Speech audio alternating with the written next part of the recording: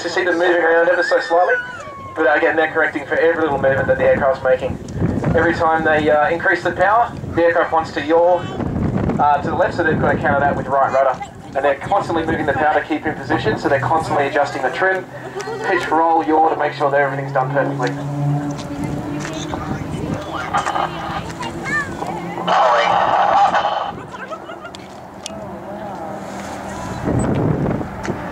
And again, during this loop, the roulettes are pulling around about 4 to 5 G to combat against these high G forces. The pilots wear G suits, which you could see them wearing before. And that attaches to the aircraft and inflates with air around the torso and around the legs to keep all the blood in the upper torso during the high G manoeuvres.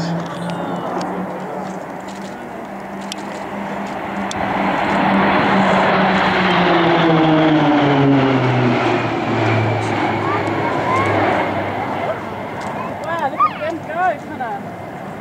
Wow.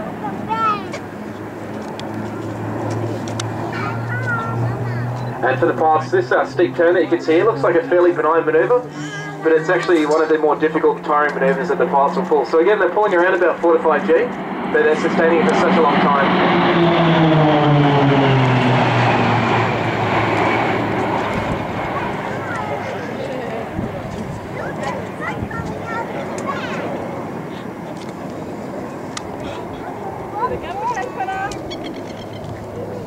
So one of the things that roulette leader has to deal with today is, of course, the high wind. So we talked about that.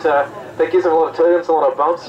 But also, he wants to make sure that the display is done perfectly in front of crowd center every single time.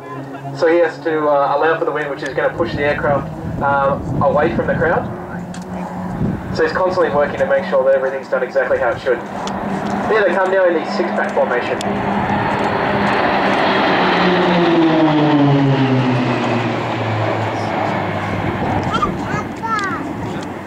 It's actually one of the more difficult formation positions to fly in. So roulettes 2 and 3 and 5 and 6 are in the far extremities of the formation, and so they have to look directly over their shoulder, left and right, and then pulling a lot of G, so that their necks are working very hard and straining to keep all that blood in their head.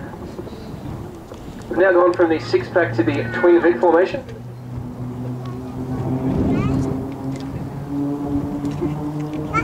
And very shortly you'll see roulettes 5 and 6 detach from the formation and run in for their own separate manoeuvres.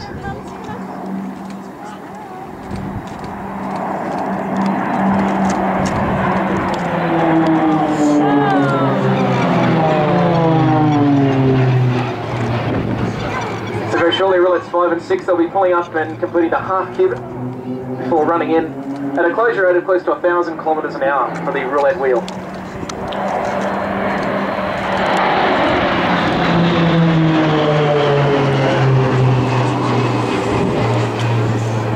So as roulettes 5 and 6 come out of the half cube, they've got to spot each other visually. Again, running at around about 1,000 kilometers an hour closure rate.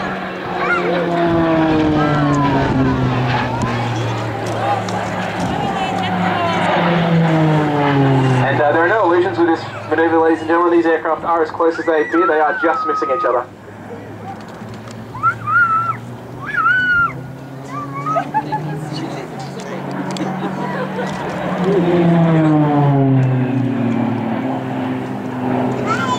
And roulettes 1 through 4 running in, turning on their smoke.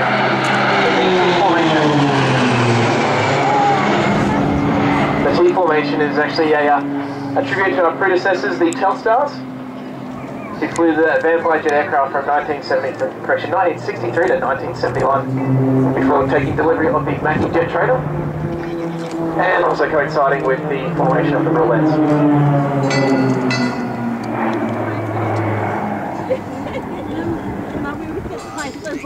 The smoke you can see coming out of these aircraft today is generated by spraying a diesel and mineral oil mix from a tank just forward of the tail, and it's pumped forward via some lines into the control stacks where it's vaporized. The tank holds around about 40 litres of oil, and during a high show they'll pretty much burn through all 40 litres, so you can imagine how quickly it's coming out.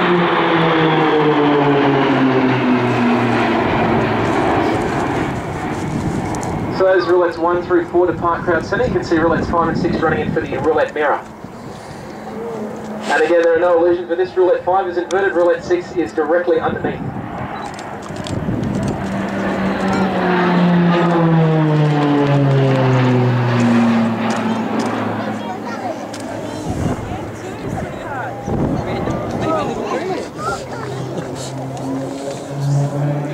So again, for the roulette mirror, a bit of information about it. Roulette 5, all he does is roll inverted and fly straight level inverted, and roulette 6 flies underneath and looks directly up at the aircraft. And 1 through 4 running in for the corkscrew.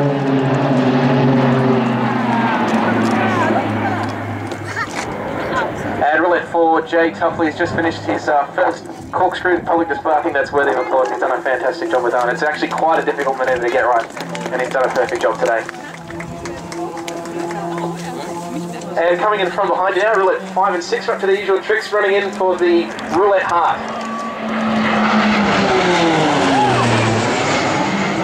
So again, roulette 6 on the right has got a difficult position of looking directly left over his shoulder, getting all his position cues off roulette 5.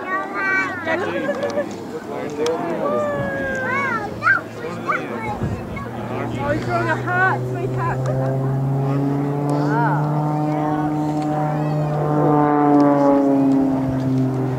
So again, it's quite a difficult maneuver because these pilots, as they pull away from each other, go completely blind and only get sight of each other at the last moment. So it's quite a difficult maneuver, especially in these wind conditions. But they've done a fantastic job.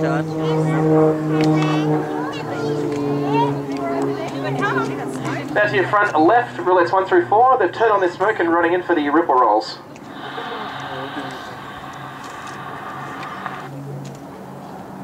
Roll, go, 2, 3, 4.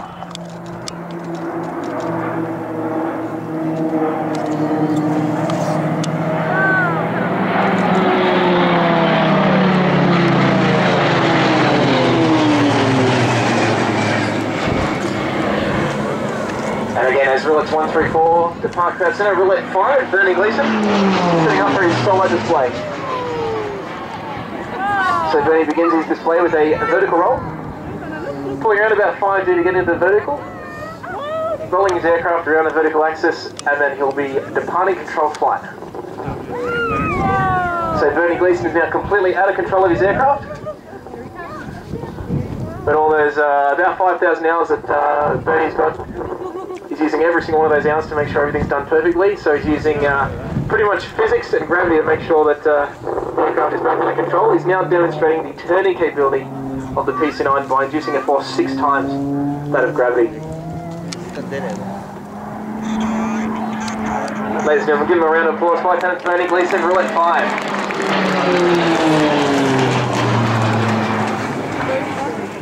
Now again, as roulette 6 has rejoined the rest of the formation, they're now in the card 5 formation, and running in for the card 5 loop and fly past.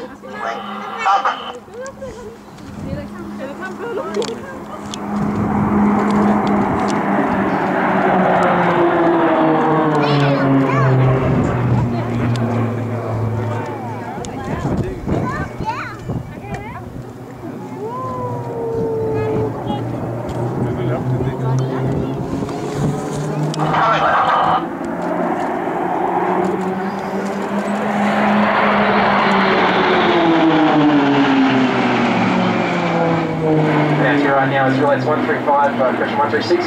Depart roulette 5 is running in to rejoin the formation back into the wedge formation.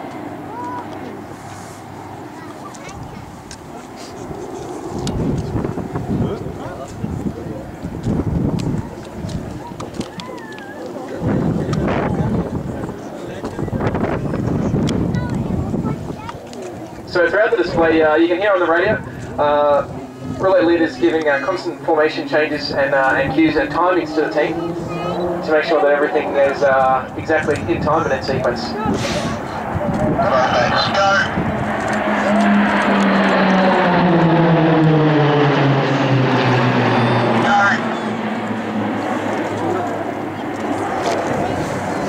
So you've just seen the roulette rollbacks. Again, all the timing is dictated by roulette leader. And this is actually quite a difficult manoeuvre because as the pilots pull up and away from the formation, we call it belly up to the formation, so the belly of the aircraft is facing the rest of the aircraft, so they go completely blind on every other member of the formation. So they've got to make sure that they get that pitch and roll just right. If they don't pitch and roll hard enough, they'll actually potentially come back and collide with the other aircraft, and then too much and they're falling out of the formation, so it all falls apart. So they've done a fantastic job today in some pretty trying conditions.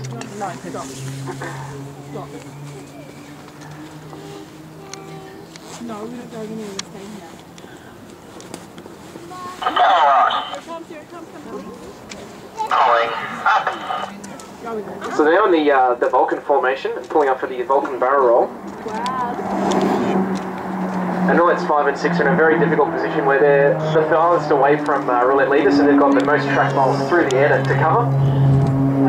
So they've got to anticipate that by applying full power to make sure they don't drop too far away from the leader.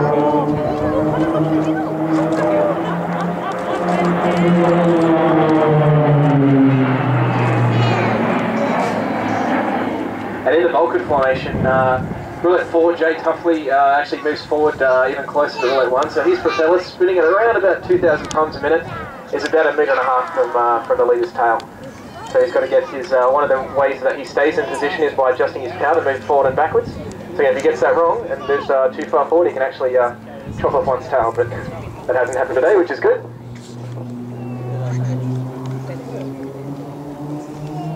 Here it comes, Roulette, full brake. Brake. Go.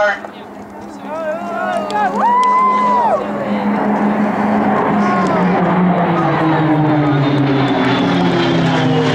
So with the Roulette break, that brings us to the conclusion of today's flying display, just in time for another drenching. So thanks very much.